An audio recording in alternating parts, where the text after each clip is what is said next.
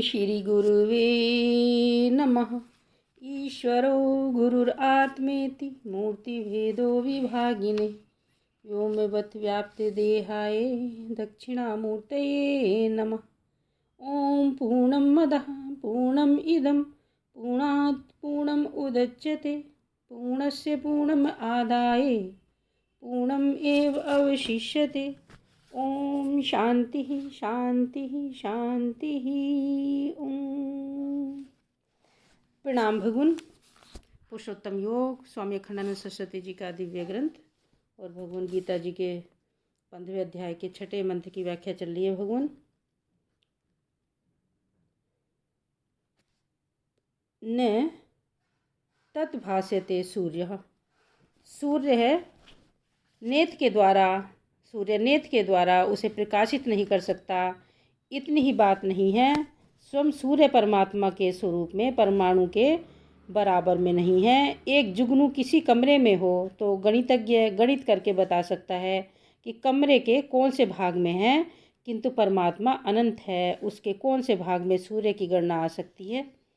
पुराणों में विराट पुरुष के चिंतन के लिए बताया गया है कि ब्रह्मांड में 10 गुना बड़ा पृथ्वी मंडल है, पृथ्वी से 10 गुना बड़ा जल मंडल है, उससे 10 गुना बड़ा अग्नि मंडल है, अग्नि से 10 गुना बड़ा वायुमंडल है, वायु से 10 गुना बड़ा आकाश मंडल है।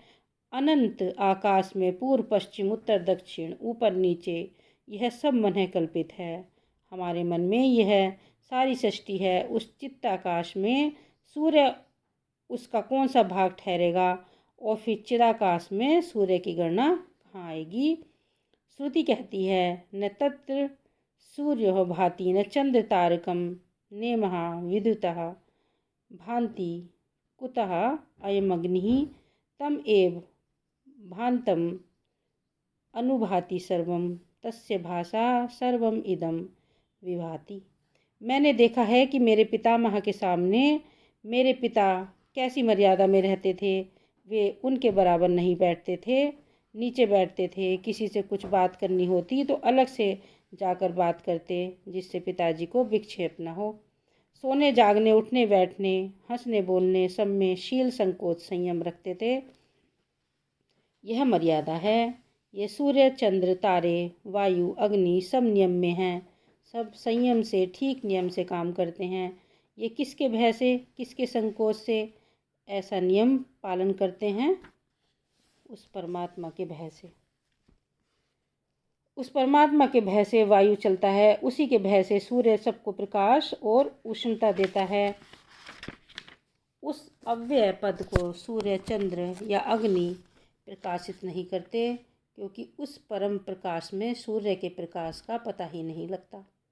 जैसे सूर्य के प्रकाश में तारे और जुगनू का पता नहीं लगता, वैसे ही परमात्मा के तेज में सूर्य का भान ही नहीं होता। न तद भास्यते, वहाँ सूर्य की प्रतीति ही नहीं है। जिन आँखिन में वह रूप वस्यो उन अखिन सो अब देखिए क्या। जिन नेत्रों में उस नंद नंदन श्याम सुंदर मनमोहन का रूप बस गया है, उन नेत्रों को और कुछ नहीं दिखता। उनमें सूर्य चंद्र तारे अग्नि का तेज फीका लगता है। गीता में ही जब अर्जुन को भगवान ने अपना विराट रूप दिखाया तो उस रूप का प्रकाश कैसा था। आकाश में यदि सहस्र सहस्र सूर्य एक साथ उदय हो जाएं तो भी उनका तेज क्या उस विराट स्वरूप भगवान के तेज के समान हो सकता है? अर्थात कभी नहीं हो सकता। सूर्य के प्रकाश में नेत्र देखते हैं, किंतु यदि शरीर में प्राण न हो, शरीर के भीतर जो आत्म ज्योति है वह न हो, तो क्या नेत्र देख सकेंगे? वह ज्योति हो फिर प्राण हो, तब सूर्य के प्रकाश में नेत्र देख पाते हैं। नेत्र जीवात्मा के उपकरण हैं। विराट का नेत्र सूर्य है। नेत्र बंद करने पर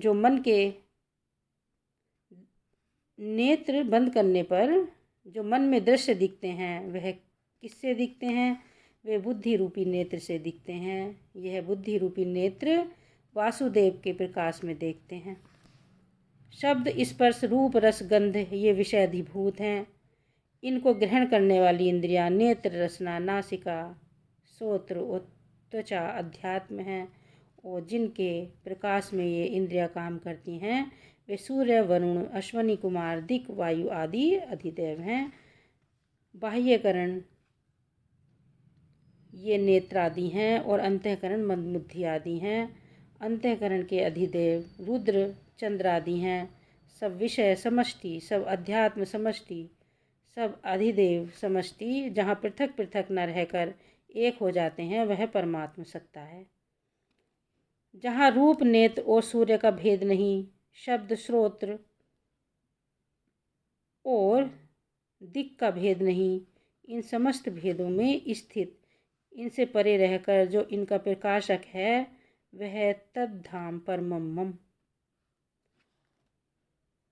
धर्मानुष्ठान से, भगवत कृपा से अथवा गुरु कृपा से ज्ञान की योग्यता आती है, तब महावाक्य से ज्ञान होकर अज्ञान का पर्दा फट जाता है।